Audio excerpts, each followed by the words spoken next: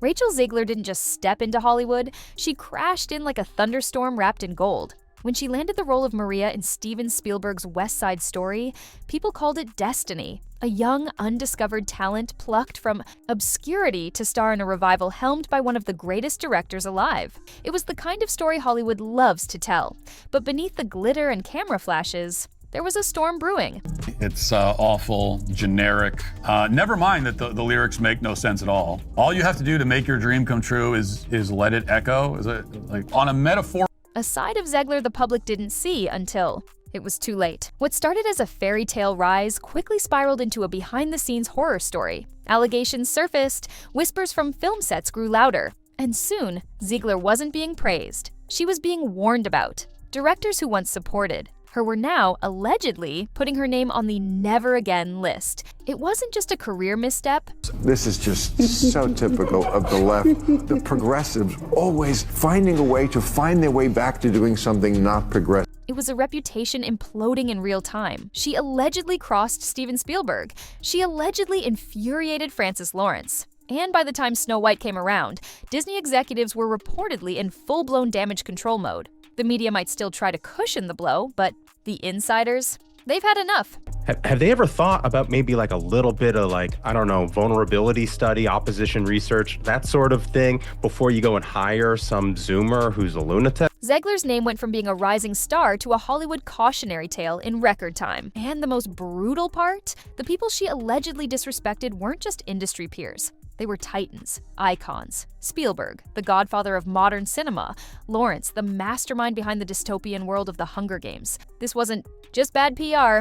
This was self-destruction on a grand scale. And Hollywood, as we know, doesn't forget. Steven Spielberg is not a man easily rattled. Hardcore. They're petrified of some kind of backlash. He's directed some of the most demanding actors on the planet and helmed productions that reshaped the very DNA of cinema. So when reports started leaking that he was disappointed in Rachel, Zegler during West Side Story, Hollywood took notice. That word, disappointed, hits different when it comes from Spielberg. Because if he's disappointed, it's more than a bad day on set. So apparently, according to them and according to the writers of Snow White, women can't even want to be in love anymore. It's a red flag. Insiders claim Zegler clashed with Spielberg's vision almost immediately. While she had undeniable talent, she allegedly insisted on making creative choices without running them by the director. At first, Spielberg tried to mentor her, give her space to grow, but that goodwill reportedly eroded fast. Behind the scenes, whispers say she acted like she was the one running the show, not the man who literally changed the film industry. Crew members were allegedly caught in the crossfire, reporting tension, retakes, and awkward silences that hung in the air like smoke. Last week was a very big week, objectively a huge week. We had quite a few announcements. It's first live-action film, which is Snow White and the Evil Queen. And that's me, I'm Snow White, which is so funny. Some say Spielberg tried to power through it for the sake of the film, but the moment press tours began and Zegler started making bold, borderline arrogant comments about how she reimagined Maria. Spielberg's distance became palpable. He didn't go out of his way to publicly praise her. He didn't invite her into the inner circle. And in the months following the film's release, I wanted my money back. It was very disappointing. His name stopped appearing anywhere near hers. Even more damning, he reportedly made it clear, quietly but unmistakably, that he wouldn't be working with her again. And in Hollywood, when Spielberg shuts a door, other doors slam shut in response. It was a silent exile. Disney deleted Someday My Prince Will Come and made a modernized feminist alternative. The kind you don't see until it's already done. If Spielberg was the first bridge Rachel Zegler allegedly burned, Francis Lawrence might have been the next casualty. When Zegler was cast in The Hunger Games, The Ballad of Songbirds and Snakes, it was framed as her redemption arc, a chance to prove she could handle a major franchise. But instead of redemption, it turned into a masterclass in how to alienate an entire crew. Rachel Zegler, like so many kids raised on TikTok, she's all for infantada is the only global solution. Fast. Sources tied to the production say Zegler walked onto set with an inflated ego. She had something to prove, but instead of channeling that into her performance, she allegedly brought chaos. There were reports of her arriving hours late, disputing lines in the middle of rehearsals, and demanding script changes. One crew member allegedly said, Now, I'm guessing that she's not married. I'm guessing that she doesn't have kids. The movie is a complete disaster, by the way. It felt like she thought she was the director. And when you're dealing with a franchise as tightly controlled as The Hunger Games, that kind of behavior isn't just annoying, it's a liability. Director Francis Lawrence, who had successfully guided stars like Jennifer Lawrence through the pressure cooker of a blockbuster series, was reportedly blindsided by Zegler's attitude. She came out and she said, I apologize. Like, I went too far. But it wasn't sincere. He's known for his calm demeanor and professionalism, but insiders claim even he reached a breaking point. Behind the scenes, there were emergency meetings, schedule reshuffles, and crew members reportedly requesting to be reassigned. Some insiders even alleged that portions of the film had to be reworked entirely to reduce Zegler's screen time in certain scenes. And when press junkets rolled around, broke out with this news, and I'm very, very, very excited and looking forward. Zegler wasn't the face of the campaign. The focus shifted. Tom Blyth took center stage. Francis Lawrence leaned into the franchise's legacy. And Zegler, she was barely visible, not because of scheduling, conflicts, but because the studio allegedly didn't trust her to handle the spotlight without causing another media firestorm. From diva antics to behind-the-scenes tension, No one on the right side of America can stand the star of this movie. Zegler's time in Pan Am wasn't a career milestone. It was a warning flare, and the message was clear. She wasn't the team player the studio needed. She was a storm they barely survived. When the backlash hit Rachel Zegler, it didn't just come from random Twitter accounts or YouTube commenters. It came from inside the house, from the very people who matter most in Hollywood. Doing catastrophically. They spent $300 million and it currently has a 2.2 out of 10 rating on IMDb. The movie has a major identity crisis. Executives, producers, veteran actors, and even celebrity royalty. One of the most pointed jabs came from Sean Ono Lennon, who flat out called her a spoiled, ungrateful brat. Not behind closed doors, not in a leaked DM, publicly. And that wasn't just a hot take, it was a temperature. Nobody Who wants wants that. a movie about true love? What kind of woman do we want out there seeking true love, Eliana? It's the outrage. Check for the entire industry. Sean's comment cracked open the floodgates, because suddenly, others started echoing the sentiment. Agents quietly dropped her name from their lips in meetings. PR firms began backing away, and even red carpet stylists who live for exposure allegedly declined to work with her. Why?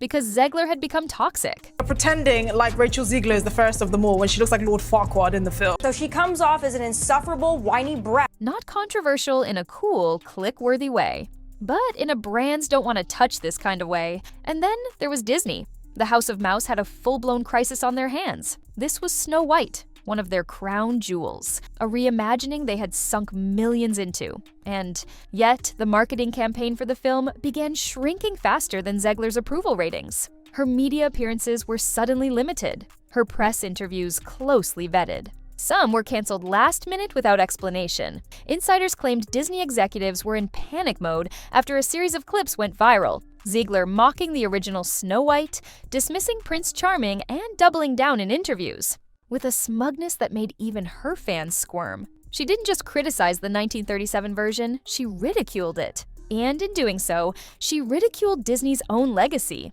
That's when the studio allegedly stepped in. Things got so tense, Disney reportedly assigned additional security detail to Gal Gadot during promotional events. Not because of Gadot's own actions, but because of the fury Zegler had stirred up online. Comments flooded in, threats escalated, and the optics became too dangerous to ignore. There were even whispers that Disney held internal discussions about cutting their losses and minimizing Zegler's role in future merchandising. The unspoken truth, Zegler was no longer an asset. She was a liability, and in an industry that moves fast and cuts faster, being labeled difficult or disruptive is a death sentence, especially when the one doing the labeling is the same company that owns Marvel, Star Wars, Pixar, and most of modern entertainment. And what came next? Even more devastating. When Snow White finally limped into theaters, it didn't arrive like a fairy tale. It hit like a cautionary tale. Critics tore into it. Fans mocked it. And the box office numbers told the story better than any review ever could. The film flopped, not just by Disney standards, but by industry standards. It became the poster child for what happens when a studio gambles on the wrong face for the franchise. Many pointed fingers at the marketing. Others blamed the script or the visual effects. But let's be real, most of the blame landed squarely on Rachel Zegler. And not because of her acting, but because of her mouth. Her interviews had poisoned the well before a single ticket was sold. Her attitude had alienated the very audience Disney was counting on. Parents didn't want to take their kids, longtime Disney fans boycotted the film, and even neutral moviegoers stayed away just to avoid the drama. But the question remains, can she come back from this, or has the damage been done? Because in Hollywood, forgiveness is rare, and second chances, they don't go to the ones who burned bridges with Spielberg and then lit a match under Disney's biggest legacy. And coming up next, we're diving into the part that Rachel can't PR her way out of, the public's verdict. And trust me, it's not pretty. Social media platforms have been abuzz with discussions about Zegler's behavior. While some fans continue to support her, citing her talent and potential, others express disappointment and frustration over her actions. The divide is stark, with debates often turning heated. This polarization affects not only Zegler's fan base, but also her marketability. Brands and studios may hesitate to associate with a figure who elicits such mixed reactions, further complicating her career trajectory. Rachel Zegler's rise in Hollywood was meteoric, but her journey has been fraught with challenges, many of her own making. Allegations of unprofessional behavior towards respected directors and controversial public statements have tarnished her image. As she attempts to navigate the aftermath and rebuild her career, only time will tell if she can regain the trust of both the industry and audiences. The path ahead is uncertain, and Zegler's future in Hollywood hangs in the balance.